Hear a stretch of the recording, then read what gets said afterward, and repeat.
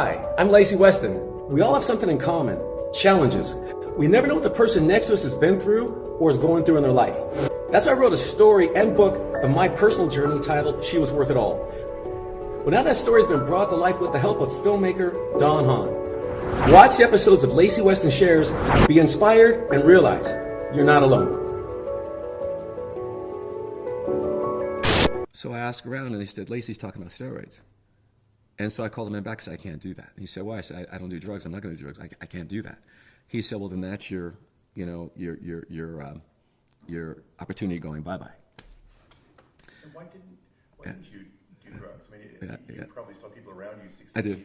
And people like Arnold and Lou succeed and knew that they were doing steroids. Mm-hmm.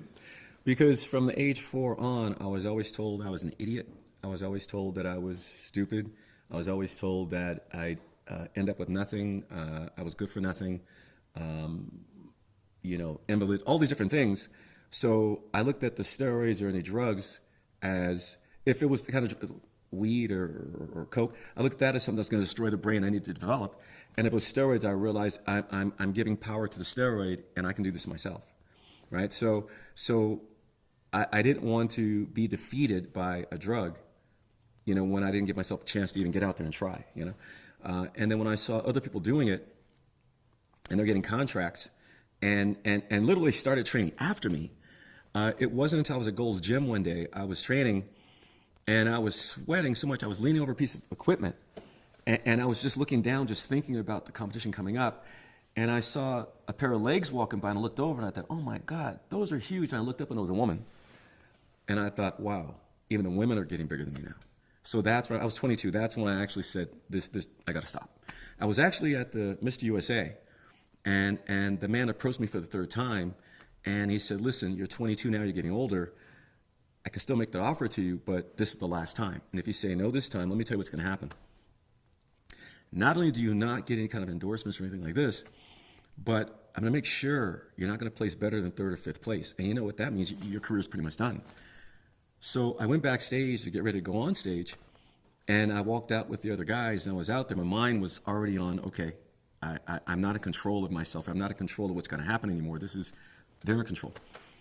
So I basically waved my hands and walked off stage, and a couple of guys came backstage. You can't just walk off stage. What are you doing? And I said, I'm not doing this anymore. And he said, well, if you walk away, you're going to be blacklisted. I said, I really don't care. I'm done with this.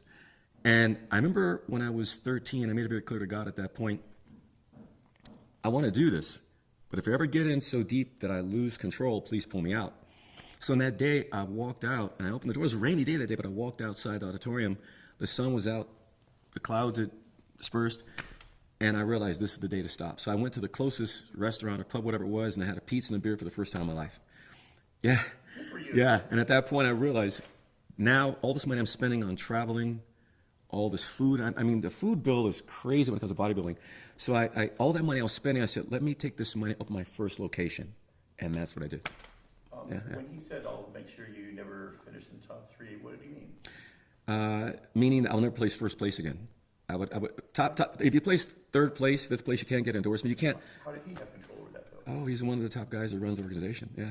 Now, Joe Weider's no longer here, so that I wasn't in that arena. He's gone, but there's other people that are out there who have different organizations that feed into the IFBB, which was under Joe Weider, and it's very political. And so it's not just about the best body all the time. It's about, okay, who's going to play the game? Who's going to play ball? Who's going to work the way we want to work? And me not using steroids, I was proud of that, and I was loud about it. And so that means if I'm natural, how can he? So if he's saying he's natural, what are these other guys doing? Are they not natural? That's the problem. I hear it. Let's pause just for a second, and I'll email someone. Just if you're cold. Yeah, please. Let's take 5. It's great, Lacy. Really good. Yeah, right. Yeah, I wish I had met him.